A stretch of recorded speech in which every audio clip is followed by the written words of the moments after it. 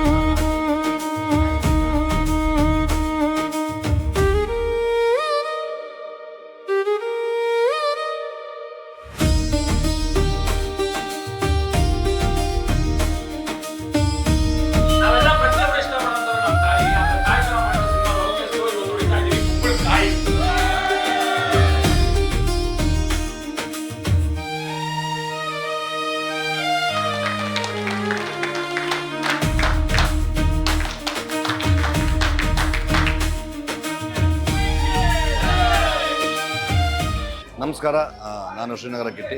ಲೌಕ್ಯ ಸಿನಿಮಾದ ಚಿತ್ರೀಕರಣ ಇವತ್ತು ಸಂಪೂರ್ಣಗೊಂಡಿದೆ. ಸತತವಾಗಿ ಒಂದು 3 ಶೆಡ್ಯೂಲ್ನಲ್ಲಿ 42-43 ದಿನಗಳ ಕಾಲ ಚಿತ್ರೀಕರಣ ಮಾಡಿದ್ವಿ. ಇವತ್ತು ಕಂಪ್ಲೀಟ್ ಆಗಿದೆ.